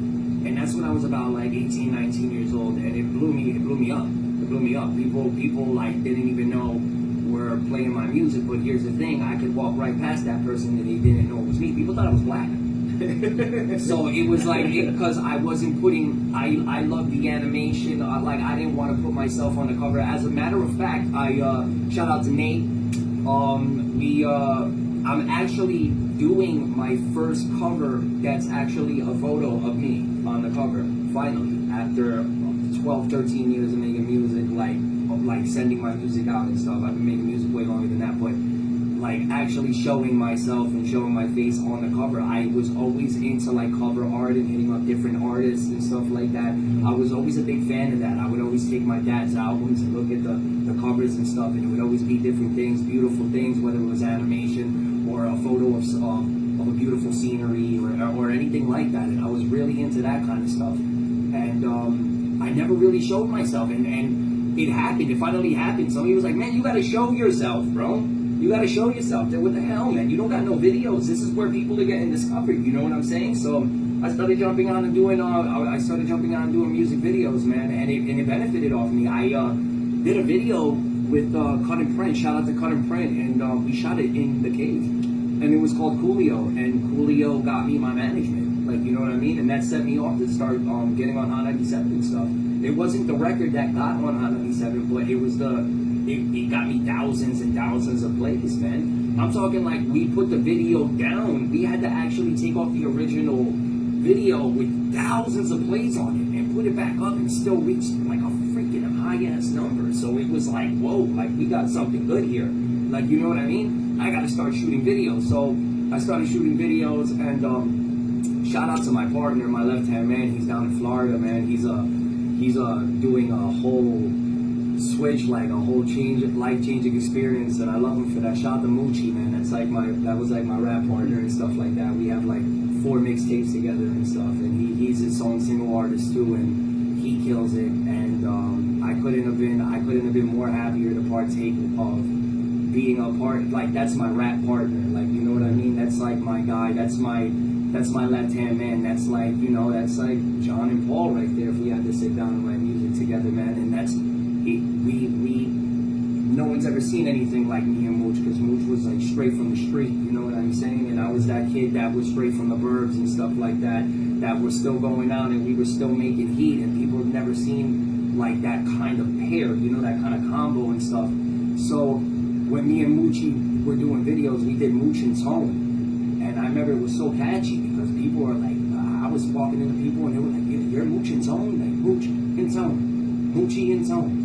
Mooch and Tone. And the crowd used to go nuts over this one record, man. And it really helped because we shot a music video. And they got to see who he was, and they got to see the kind of personality he is all through the video. Like, you would never know my personality or the way I was if you never saw who I was.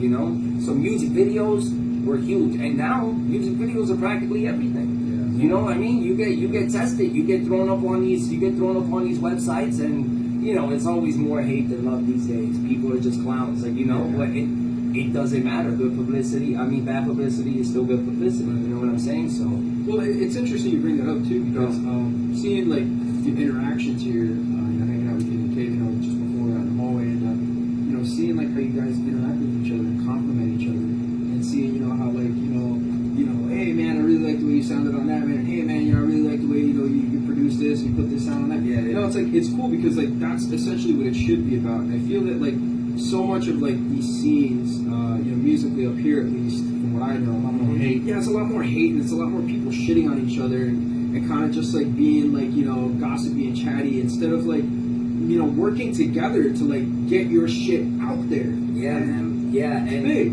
It is big. There's so much. It's funny because there's still. It's not hate. Hate turns. This is going to be tricky. Now, not saying that what we just saw back there. Those guys really respect my music, and it's likewise. It's vice versa right back at them. That's a mirror effect. You know what I mean? You show love. You show the same respect. You're going to get it right back. You see what you get. Like, and hate turned to fake.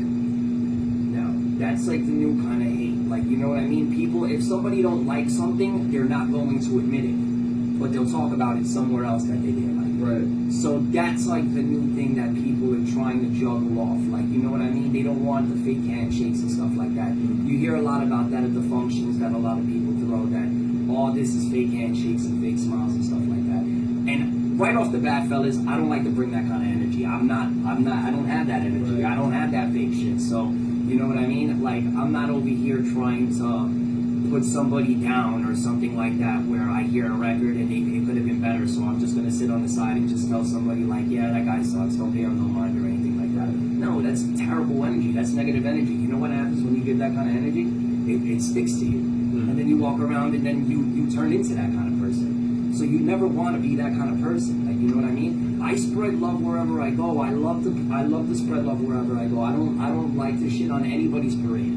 You know what I mean? If I can participate in how, cool. Like, you know what I mean? But if I see, I'll tell you straight off the rip, if I know you're trying to use me or anything like that, and you're not fucking, you're slacking on your craft and you're just trying to jump on a boat or anything like that, then it's going to be a different story. You know what I mean? And I'll tell you, I've told people that before. I've seen people, I've been in situations where you record a record and the first thing the person wants to do is shoot the music video with you, right? And it's like, why wouldn't you do that for the two other features that you had in the past with these two guys? And it's like, you know what I mean? It's like, they're trying to shoot that video with me because of what I have going on, right? Yeah, some buzz. Yeah. And it's fine, and I can understand that, like, you know what I mean? And I'm gonna be honest with you, bro. I've told friends, like friends, like over people that I just met.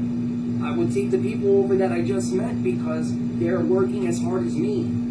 You know what I mean? And you have to have that mirror effect. You have to show that grind. You have to show me that you want this record out as bad as I want it out. You know? And a lot of people don't like to bring that 50%. You got to meet me halfway. This ain't 60-40, this ain't 70-30. What do you expect? What, you want me to get my director? All right, then bring your director out. Cool, let's get this shit going. Let's make it super. Like, you know what I mean? Let's just not put it all on me. Don't make this homework for me because I'd rather do my own homework. Right. You know what I mean? And that's the way that goes, man. That's the way it goes. Hate turned to fake, and you just want to shake that off, man. Yeah, man. I mean, I get where you're coming from too. Yeah. You know? And I see it also as well, like with you, man. You bring a very positive vibe.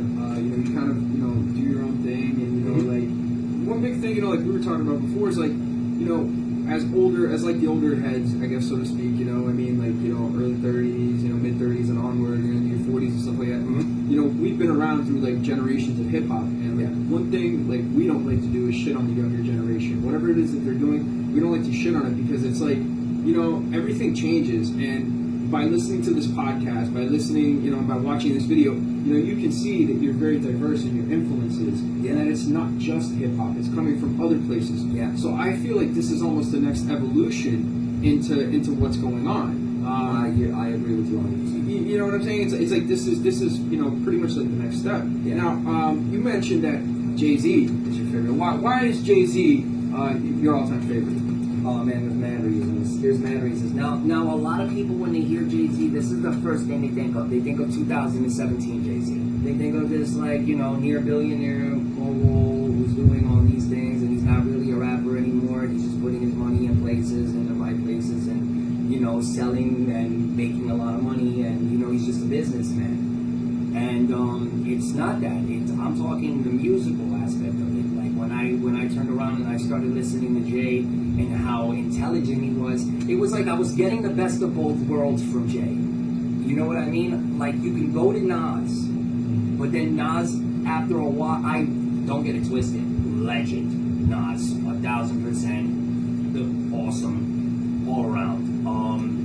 But he leaned more to like one type of side. Like, I always felt like it was pretty difficult for Nas to go mainstream. Like, you know what I mean? Whereas Jay-Z can jump into his canoe and ride out with him. Any record he wanted to do, he's gonna bring the same kind of pain. And then when you're jumping in with a record with P. Diddy that's all about mainstream rap, he's gonna be the same way. He is versatile, and he was versatile at the right times, and he had a length of music that was it was almost impossible for him to stop. Like, you know what I mean? Like, he was coming out with albums that it was insane. It was insanity. Like, his work on not writing. The only other rapper that we know that didn't write was Biggie Smalls, and they have 2 records with each other. And when they first met, if you ever read I read an article on Biggie anniversary when he passed away, and it had to be 2000. It was 2000. When did Biggie Smalls pass? 97. So it was in 2007. It was like it had to be like a 10-year anniversary. I was sleeping over my friend's house, and I read it. I was just skimming through it. And when Biggie met Jay, they were both sitting in the studio hearing the instrumental, and one said that he was done, and the other one said that he was done too. And they were like, "But you didn't put anything down on the pad." And he was like, "No, I did right here." And he was like, "Me too." And right there, it was like fucking history is made right there. You know what I mean? And that's something, I'm not going to lie to you, I always thought at a young age that was something I could do. And I always felt like, if we're talking like in a sense like Dragon Ball Z or something, like that was like the highest power you could possibly go. And I always felt like I can do that. And in my greatest time of hip hop, I could be the strongest I've ever been in my like craft with my pen, and I could never do that because some people just got it like that, man. And some people were blessed and born to do that, man. And Jay brought that, man. And wherever you want to go, you want to take it to the street, you want to take it to the club, you want to take it to, you want to learn a history lesson. He just came out with that album, 444. And 444 is perfect for the time, for his age. Like, it's almost a record that you hear once and you don't, I mean, like an album you hear once and you don't hear it again. Because it's so influential. He's teaching you how to save your money, where to put your money, what you shouldn't be doing. Like, and that's how a 44-year-old should be rapping. You know what I mean? He's not trying to sound 24. There's cats out here that are 37, like, you know, like legends, and they're still getting down and dirty, talking about ass shaking, this, that, and the third, but they're not doing none of that. They're actually at home taking care of their kids and living normal lives. Yeah. And Jay-Z is actually rapping about what he's doing, and he's always been on that level, and I've always had to respect that. That new album he came out with is almost like, you ever been in, like, what, junior high? And your teacher was like, you know what, screw this, we're not going to read this book. I have the cassette here, we're just going to read along with it. It's almost like hearing something like that. It's almost like putting a cassette in and hearing a book. And it, like, I don't know another rapper who's going to do, well, what besides like Kendrick Lamar, but we got to bring, how old's Kendrick Lamar, my age? Like, that's going to be like another like 13 years, 14 years from now, where we can like see if he can do what Jay just did. You know what I mean? And so he doesn't write down either. No, Kendrick writes. No? Kendrick writes. I'm pretty sure Kendrick writes. I don't know. I think he means like in terms of like lyrical content. Yeah, I see and it's just mind blowing, man. He gets a lot of props from like the older heads too. You know, Kendrick Lamar's going. He's probably going to be the best rapper who ever lived. As crazy as that sounds. And this is not off my opinion. Like, sometimes facts are facts. Like, you know what I mean? Like when we were just talking about Brady. Like, you know what I mean? Yeah. We were just talking about it with Brady. Like, you know what I mean? There's plenty of people that you can put next to Brady, Montana. Yeah. And it's like, you know what I mean? There's some stats that are still ill about Montana that Brady probably couldn't do. Like, you know what I mean? Montana never did a freaking Super Bowl. Well, you know what? Montana grew in. It's also different times. Different times. When you can headhunt the quarterback 3 seconds after throwing the football. It's a lot harder. But he also had the greatest receiver of all time. Jerry Rice, who also, let me say this because a lot of people, I go to the gym and I run into a bunch of sports fans and they say, oh, like, you know, Antonio Brown's the best who ever lived. So, and it's like crazy to say. It's like, yo, I mean, did you just forget about, like, oh, fuck that. You forgot about Randy Moss, you forgot about Terrell Owens, and you forgot about the GOAT, Jerry Rice. Jerry Rice would, now mind you, Randy Moss is famous for the seam. The deep ball. Deep ball Randy, awesome. Jerry Rice was in an era where you pray not to get a slant. Because the middle linebacker was going to eat you alive, and Jerry Rice was about that life. Put the ball anywhere you want, I'm going to win. Yeah. I'm going to do it first. bro, I just saw a video of Jerry Rice working out like a couple of days ago. Taking balls. Taking reps at fucking Niners fucking. Come on, like, fucking preseason. and that's how I look at with Jay-Z, man. That's how I look at it, man. It's like, you know what I mean? Some people are just timeless with this shit. Some people are just the GOATs. I know it's two different eras of football, like two different eras of hip hop. Like this is a different era of hip hop. People evolve. You know why Kendrick Lamar's so good? Because you grew up listening to Jay-Z and stuff. Because these guys were so ahead of their time. Like, you know what I mean? Who did Jay-Z have to listen to at that time? Big Daddy Kane, KRS-One, and they were ahead of their time. But like when you bring styles, is KRS-One better than Jay-Z when it comes to lyrical? Not by a long shot. By a long shot. And it's almost like, now mind you, you're from the KRS-One era, correct? More or less Public Enemy. Public Enemy. All right, so like let's say Public Enemy, right? Why can't I think of the guy's name? Chuck D. Yeah, Chuck D. Now you grab Chuck D and you put Jay in the same category, right? It's not the same. But if you went to Chuck D's era, he was probably fucking lit. Like, you know what I mean? So in Jay's era, he like those kids were listening to him, but got to be better than him. Because you know what I mean? If that the years are going by, your mission is to be better than them. You don't think My mission is to be better than the guys I've heard on songs. But Absolutely, it should be though. Yeah. In a fan's perspective, like I mean, I'm gonna hit you with one. I'm gonna hit you with one. There was a moment in my life that I remember hearing the radio and saying to myself, there is nobody better than me right now. At one given time, like Jay retired, and we had a bunch of cats, like of course, like Shot the Lil Wayne, GOAT, like all these like all these people that influenced hip hop and stuff like that. But there was like, if you grab 30 rappers that were like the hottest on the radio, I was better than 28, and that's how I felt, and I knew it. But there's nothing you can do. Like, you know what I mean? The best you can do is try to get your name out there. Like, you know what I mean? Exactly. And that's a whole different conversation of how they're looping radios and brainwashing the same 10 songs all over the country. It's a bigger thing than that. You know what I mean? It's just terrible. Yeah, I mean, like, come on, it's difficult. It's difficult. There's only a very, very few places, like in Cali, Florida, that will play Florida and Cali music. Like, you know what I mean? Like, you can't. Like, hip-hop is they're starting to do it in New York, though. I'm telling you the truth. They just started rocking New York records all over the place. All over the place again. You may not like the artists, but Cardi B, that girl got that Bodak Yellow record. It's like number 3 in the country right now.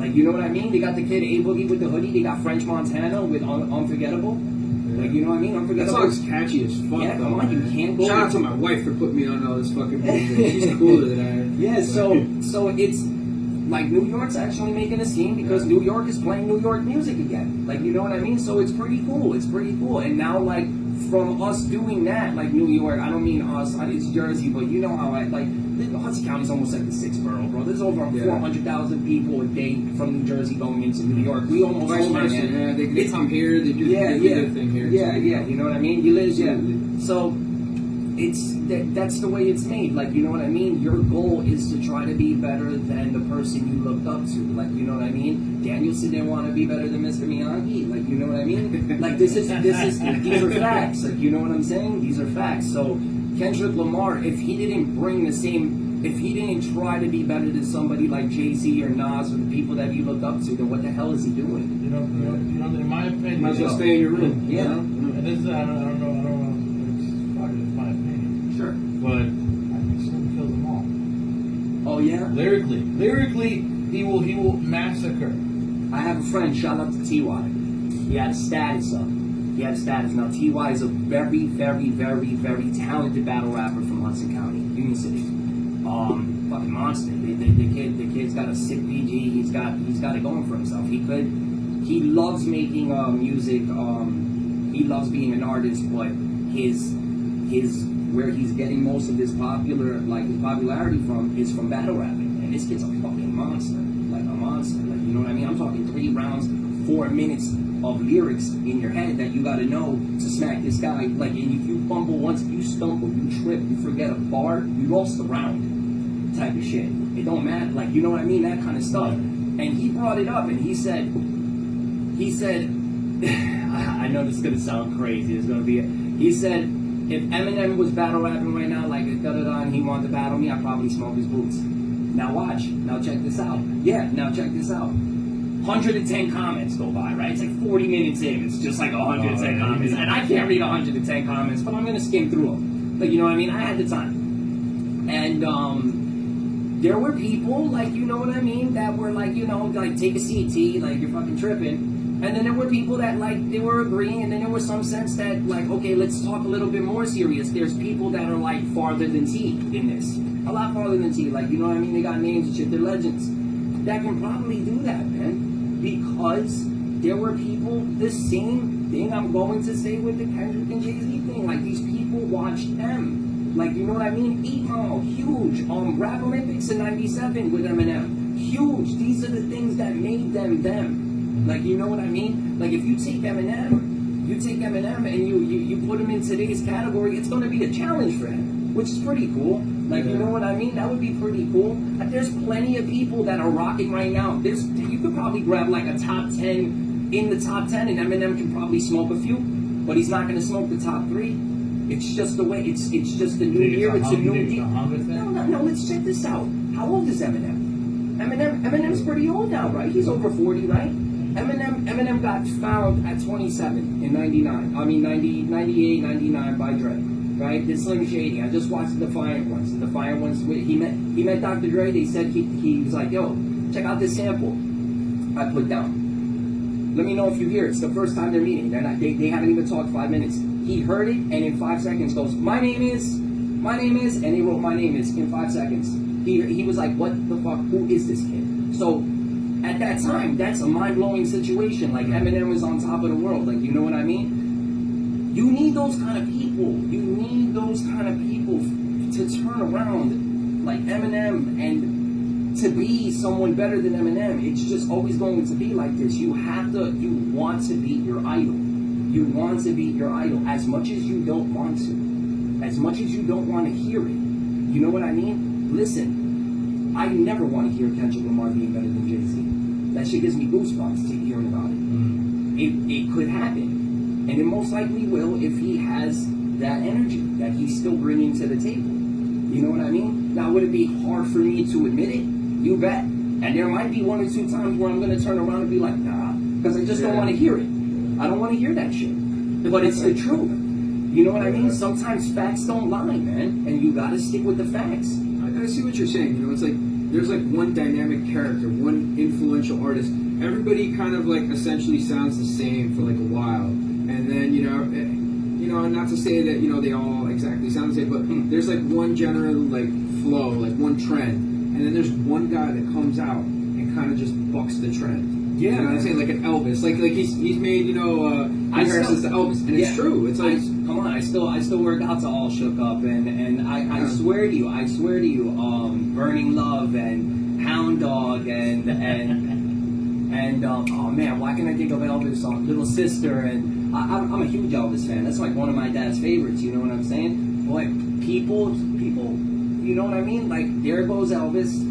Like, you know, you got Chuck Berry, then you got Elvis, and then you got like people like Jimi Hendrix. Jimmy comes and then blows everybody off the map, and then there's Clapton at the same time. You know, they're going. There's the rival over there. There's the Beatles and the Stones. There's rivals. So you know, it goes back and forth. But you know who kind of starts off, and then as years go by, people tend. Well, rock and roll might be part of this category because rock and roll changed. Like the genres changed too. Like, you know what I mean? Right. Like opera rock. I mean, like anthem rock and punk rock and everything like that. That's hard. Like for like guitars, you had Jimmy, but then you had like Eddie Van Halen, then you had Steve Vai, then you had Dimebag Darrell. Yeah. I can't go band, but we can go like we can go by like who's the best on the drums, who's the best rhythm, who's the best bass, and who's the best that. Like think about bands like Dream Theater.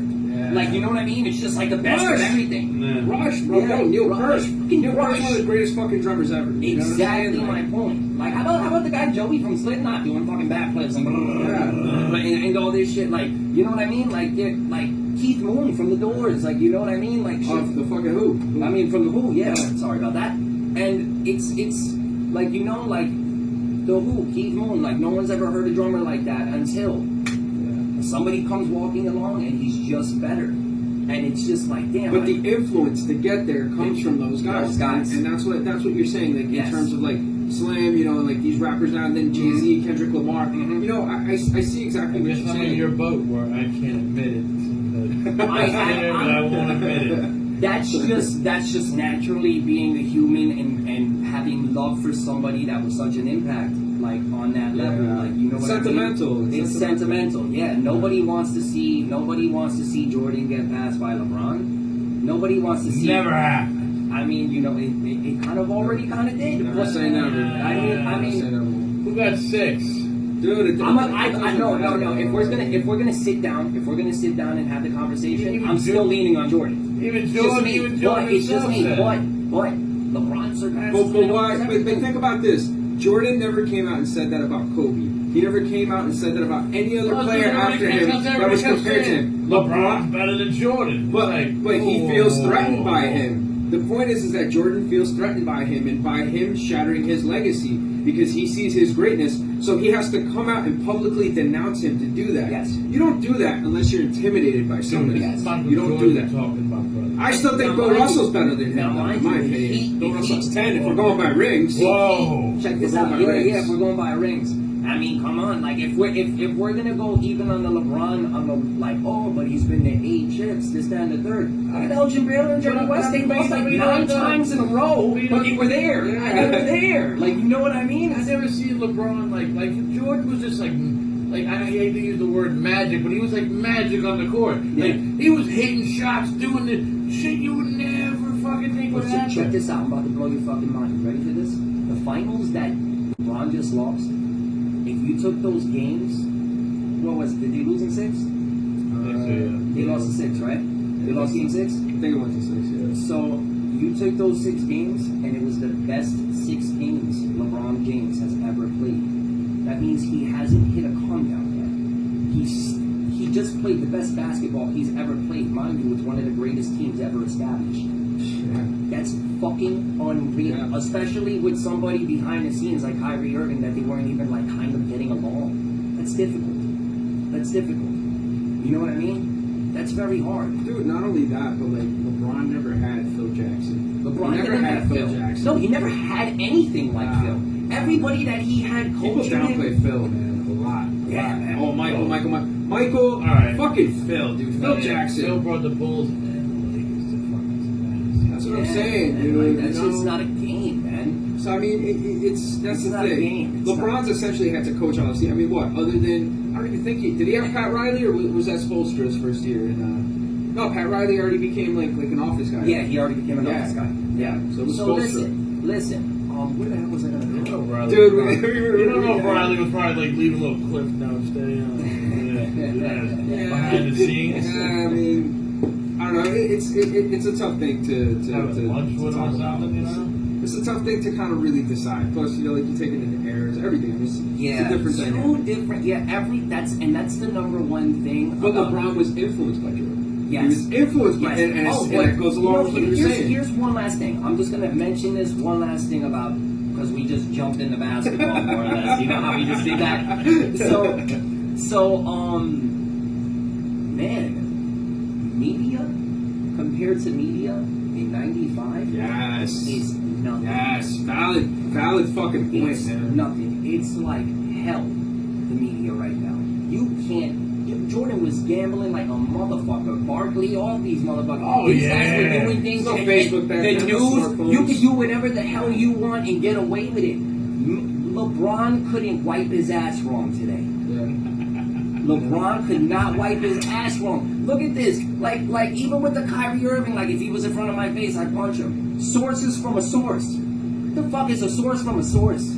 What's a source from a source? And then gets passed down to Stephen A. Like, and you know, and it turns out to be like that's fucking that's almost psychotic.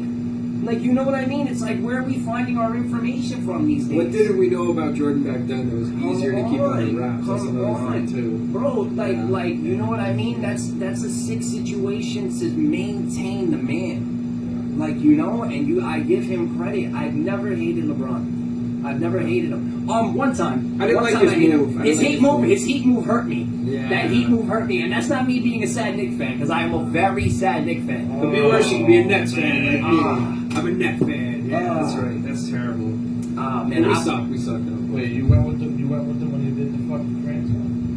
A lot of people did it. A lot of I people left did. them, bro. You leave New Jersey? Nah, I stayed, man. Yo, when the Nets went, man, look at the Nets. Wow, New York when needs another the fucking Nets team. went, remember when the Nets played and it was just fucking Kobe and Shaq and you couldn't do nothing about it? Dude, we played the Spurs that was and we played the fucking Lakers. That was we played two bullshit. fucking dynasties. I mean, who do we have? Keith Van Horn, Keith Van Horn, Kenyon Martin, yeah, like J Kidd, but like he didn't have the help, dude. I remember when the rumors like Duncan's gonna come, Duncan's gonna sign with it. Oh man, I was like salivating at the idea of that, and then just No big man. and now we're just garbage. No big man. Yeah, he didn't have a big man. I'm convinced if he would have had an elite big man, I Jason think Kidd, we would have took. yeah. Who was the coach? Was it Van Gundy?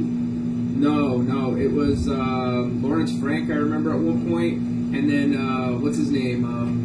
Fucking played with the Showtime Lakers. Byron Scott. Yeah. Byron Scott. Yeah, man. Fuck. Byron You can't Scott. make that shit up. You know? I remember like PJ Carlissimo was like interim coach because he was like a bench coach. Was for a Terry while. Kittles part of that? Yeah, Kerry Kittles. Oh my god. Lucius Harris. Fucking Tom McCall. No, not Tom McCall. Yeah, was it Tom McCall? He was a center. Yeah, man. Jeez, man, the Nets. Yeah, man, that was good times. Yeah, man. But we can go on and on about this stuff. We wanted to kind of talk to you about what you're going to be doing in the immediate future. Obviously, I mean, you know, I'm sure you have some shows on board. Mm-hmm. So, is there anything you'd like to kind of like let us know that you're going to be doing, where we can basically see Lef-T in action? Well, I've been like a studio hog lately. I've been in the studio for like three times a week, and I just started getting on board with Cito and B. We're working on this whole new project. We're about 90% done, and I have a project done prior from recording with a sound engineer I've been working with for years and years and years. Shout out to Holly Books. That's another guy that you would want on the show. He's worked with practically every single person from in Hudson County that you can possibly ever think of. The guy is a monster, he's a beast. And we just finished the tape on that, and I have that tape on the shelf at the moment. It's like it's on hold at the moment because I'm just trying to perfect it. I don't want to throw it out at the wrong time, but it's due. So I have two tapes that have no dates on them, but they're coming out very, very soon. I don't want to pull some crazy move where I pull one tape out first and the other tape, so I'm just really marketing the right way. I want to I have a music video in the works out of a 3-set music video. The video's crazy. You guys just believed it. It's out of control. I went across a couple of states to shoot that video, man. It was a lot of fun. We went all the way down to New Orleans in car, over 60 hours in car. So not in one trip, but overall, if you put the math in. And yeah, we worked really, really hard on that. The budget was ill and stuff, and I'm just really focusing on like coming out. Like, there's no more bullshit. You know what I mean? At the end of this, we're gonna go home. We're gonna go to sleep. I'm gonna wake up. I'm gonna be a day older. You know what I mean? We're only getting older. So I want to give the best of the best to the people. Like, you know what I mean? Patiently waiting, and I want to give it the right way. I have another video shoot on Sunday. Next week I'll be at the Culture 2 that we were just hearing about. I'm doing a feature. Well, not a feature. It's my record, but the kid who's performing. I'll be on stage with him rocking. I haven't really lined up any shows because I wanted to do this really the right way. But you'll see me flooding the area very, very soon. Very, very soon in the fall. So it's going to be a lot of fun, man. I really worked this whole summer. I wish I could have got out there and jammed out the way I wanted to, but I was really, really focused on giving some of the best work I've done in a long time. So that's great, man. Yeah. And you certainly seem very focused on what you're doing, and obviously, you know, we're really thankful to have you on the show, share your shit with us. Thank you, man. This was you know, this was support fucking you, man. nuts. This was nuts, man. Holy moly, I loved it, man. I loved it. Cool, man.